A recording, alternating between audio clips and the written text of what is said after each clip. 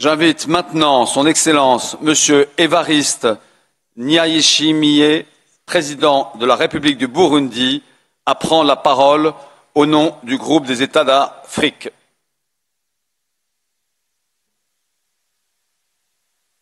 Monsieur le Président du Burundi.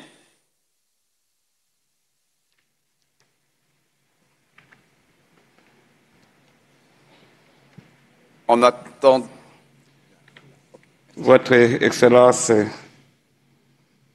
Emmanuel Macron, président de la République française, notre hôte, Excellence Monsieur le Président de Costa Rica, distingué chef d'État et de gouvernement, Votre Altesse royale, la princesse Hasna, représentant Sa Majesté Mohamed VI, roi du Maroc, Votre Excellence Antonio Guterres, secrétaire général des Nations Unies,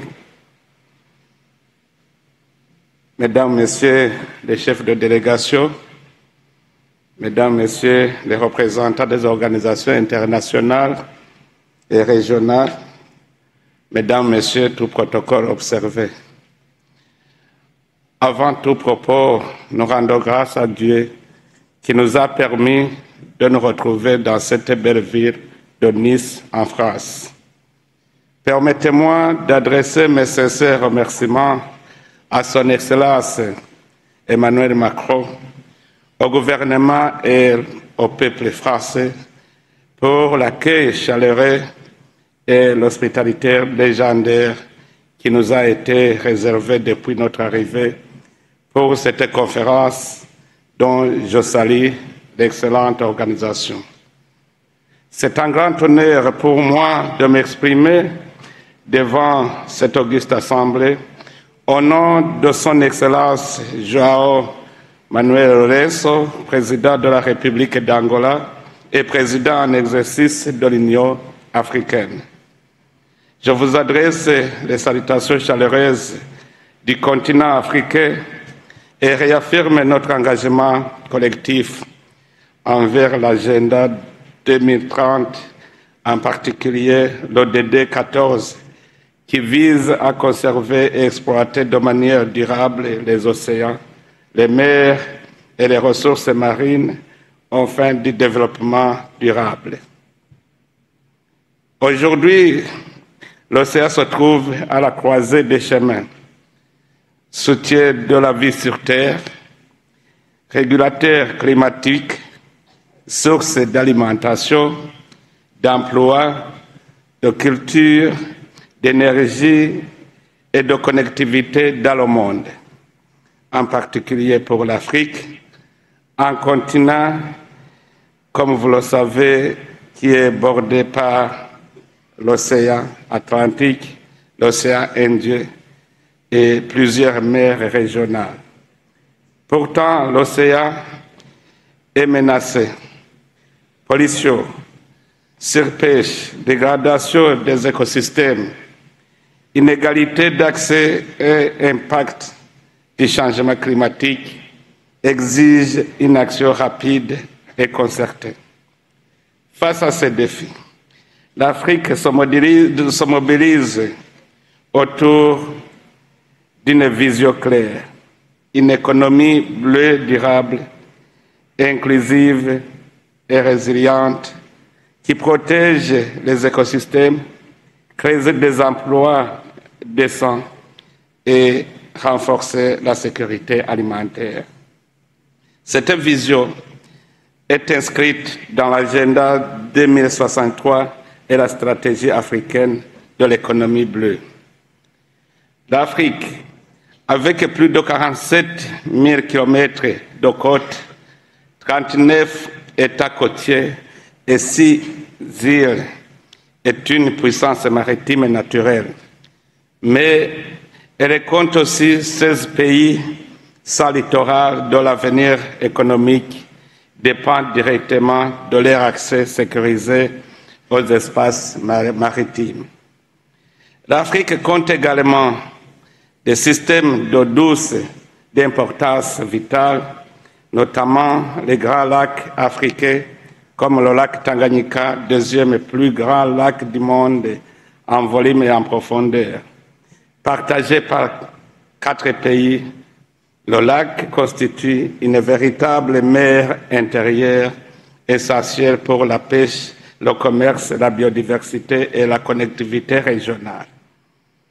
Pour de nombreux États sans littoral, dont le Burundi, ces lacs représentent des voies de développement et d'intégration. Une gestion cohérente de la source à la mer est donc essentielle pour bâtir une économie bleue continentale inclusive et résiliente. C'est pourquoi je souhaite affirmer avec force la haute mer qui s'étend au-delà des juridictions nationales constitue un patrimoine commun de l'humanité. Elle doit être protégée et utilisée dans un esprit de justice, de solidarité et de durabilité, conformément à la Convention des Nations Unies sur le droit de la mer. Dans cette optique, il est essentiel de garantir aux États africains sans littoral un accès libre, sûr et effectif à la mer et aux ressources océaniques. Faire justice à ces nations ne relève pas seulement du droit international, c'est une exigence de solidarité géographique et de cohésion continentale. Les mers et les océans ne doivent pas être des privilèges géographiques, mais des leviers protégés pour une prospérité durable. Quel que soit là où vous habitez, près des côtes ou pas, l'océan joue un rôle incroyable dans l'équilibre de nos vies et de notre monde. C'est pourquoi, en le préservant et en l'utilisant durablement, nous pouvons garantir sa disponibilité pour les générations futures. L'eau est par nature un élément mobile et qui ne se préoccupe pas des frontières. Ainsi, par exemple, une partie des eaux du Burundi termine leur course dans la mer Méditerranée via le fleuve Nil, dont la source la plus méridionale se trouve au Burundi, tandis que l'autre partie des eaux du Burundi se jette dans l'océan Atlantique par le fleuve Congo. C'est pourquoi la conservation et l'utilisation durable de l'océan nécessitent l'implication de tous les pays en amont et en aval pour assurer un avenir durable pour notre planète. Excellences, Mesdames, Messieurs, l'Union africaine salue les avancées internationales importantes telles que l'adoption de l'accord sur la biodiversité marine au-delà des juridictions nationales, l'accord de l'Organisation mondiale du commerce sur les subventions à la pêche, ainsi que les négociations pour un traité mondial contre la pollution plastique. Mais ces progrès demeurent insuffisants. Le DD14 reste l'un des moins financés et les moins avancés des objectifs mondiaux. Il faut inverser cette tendance. Nous souhaitons à cet égard souligner plusieurs priorités en lien direct avec les 10 panels thématiques de la conférence, que l'Afrique est essentielle pour faire avancer l'agenda mondial de la conservation et de l'utilisation durable des océans. La restauration et la protection des écosystèmes marins et côtiers, y compris ceux des grands fonds, représentent pour nous un enjeu vital. Ce combat dépasse la seule préservation de la biodiversité. Il est directement lié à la survie de millions de personnes, notamment les communautés littorales exposées aux effets du changement climatique. L'objectif 30x30, qui vise à protéger 30% des zones marines et côtières d'ici 2030, nous guide dans cette ambition, mais sa réussite dépendant d'engagements réels et partagés. Dans ce cadre, la coopération scientifique, transfert de technologies sont indispensables. Dans ce cadre, la coopération scientifique et le transfert de technologies sont indispensables.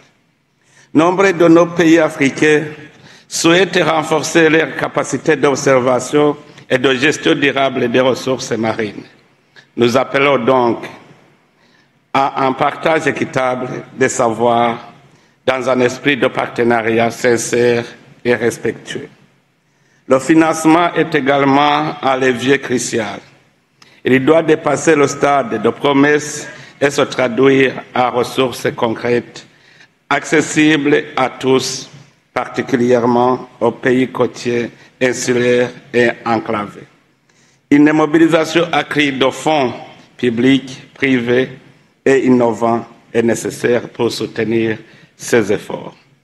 Nous voudrions insister ainsi sur la nécessité d'adopter un traité mondial robuste et juridiquement contraignant contre la pollution plastique marine en établissant des mécanismes de mise en œuvre justes et efficaces tout en garantissant la participation des pays en développement à la prise de décision au partage des bénéfices.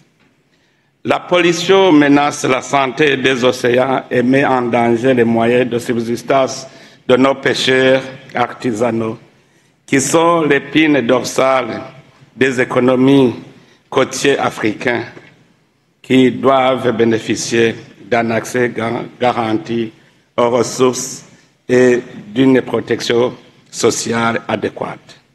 L'économie bleue, inclusive et durable doit s'appuyer sur des secteurs porteurs comme la pêche, l'aquaculture, les énergies marines renouvelables, le tourisme côtier responsable et le transport maritime résilient.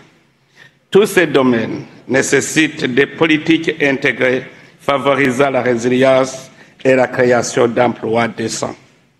Nous voudrions rappeler également le rôle central de l'océan dans la régulation climatique, notamment dans la séquestration du carbone et l'adaptation au changement climatique. L'intégration des liens entre océan, climat et biodiversité dans les politiques internationales est impérative, ainsi qu'un soutien financier accru pour les pays les plus vulnérables. Enfin, une coopération régionale renforcée est indispensable, basée sur des approches écosystémiques respectueuses des souverainetés nationales, fondées sur une gouvernance inclusive. La Convention des Nations Unies sur les droits de la mer demeure le socle commun et le cadre de référence que nous devons tous soutenir et faire respecter pleinement. Monsieur le Président, l'Union africaine reconnaît pleinement le nexus entre la santé des océans, le changement climatique et la perte de biodiversité. L'océan est notre meilleur allié dans la lutte contre le changement climatique, du fait de leur absorption de chaleur et des émissions de CO2. L'eau est à la base de la vie sur notre planète. Notre océan, patrimoine commun de l'humanité, appelle à une solidarité mondiale renforcée. Il est temps d'agir, de passer des cadres et des instruments mondiaux à des solutions locales concrètes. L'Afrique est prête, en tant que partenaire engagé, continent résilient et source de solutions. Elle est prête à assumer ses responsabilités, prête à bâtir ensemble un multilatéralisme océanique inclusif, prête à transformer les engagements en actions concrètes, prête à contribuer activement à l'inversion des tendances actuelles. Je vous remercie. Que Dieu vous bénisse.